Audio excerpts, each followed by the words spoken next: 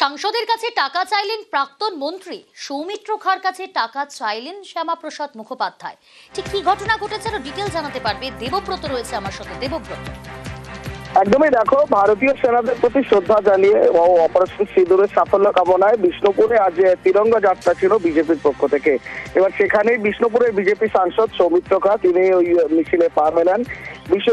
যখন মিছিল বিষ্ণুপুর স্টেডিয়াম সংলগ্ন এলাকায় আছে, ঠিক রাস্তার পাশেই দাঁড়িয়েছিলেন প্রাক্তন মন্ত্রী শ্যামাপ্রসাদ মুখার্জি। সৌমিত্র খাঁ স্বাভাবিকভাবে মন্ত্রীর কাছে এগিয়ে যান, প্রাক্তন মন্ত্রীর কাছে এগিয়ে যান, পায়ে হাত দিয়ে প্রণাম করেন এবং তারা কথোপকথন করে।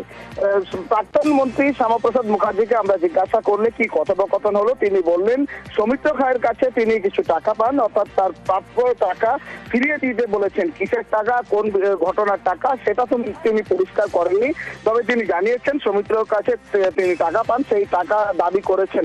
তোমাকে জানিয়ে রাখবো, 2019 লোকসভা নির্বাচনের ঠিক আগে সৌমিত্র যখন বিজেপিতে যোগদান করে, তারপরেই 2021-এ বিধানসভা নির্বাচনের আগে পদ্ম শিবিরে গিয়েছিলেন এই শ্যামাপ্রসাদ মুখার্জি।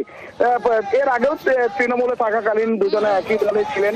আজ যখন তার সঙ্গে দেখা হয়, হঠাৎ করেই টাকা চেয়ে বসেন প্রাক্তন মন্ত্রী, এমনটাই তিনি দাবি করেছেন। যদিও সৌমিত্র খাঁ এই কিসের টাকা, কোথাকার টাকা তিনি বিষয়টি নিয়ে পরিষ্কার করেননি এবং তিনি চাইছেন তার কাছে এই ধরনের কথা বলেনি।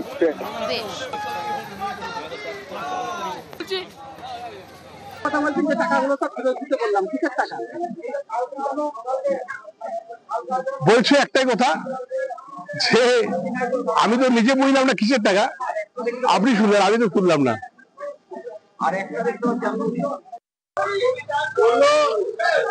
দরকার আছে, দেখা করবো কি দরকার ওই যাতে ভগবান যাবে।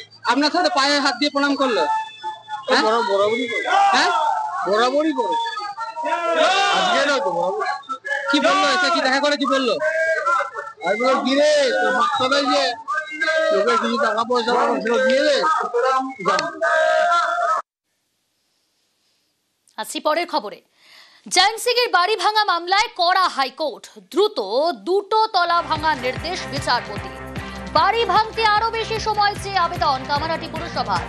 আগে অন্তত দুটো তলা ভেঙে আসুন, আদালতকে দেখান অবৈধ নির্মাণ ভাঙতে উদ্যোগী পুরসভা, তারপর বাড়ি ভাঙতে সময় বৃদ্ধির আবেদন করবে।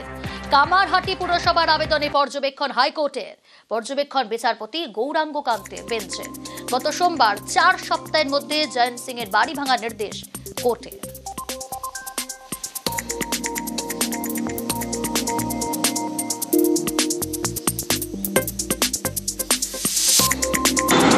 কোর্ট আদালত আর কি, তিনি যার নির্দেশ দেবেন সেই নির্দেশ মতোই আমাদের চলতে হবে বা সেই নির্দেশ মতো কাজ করবে।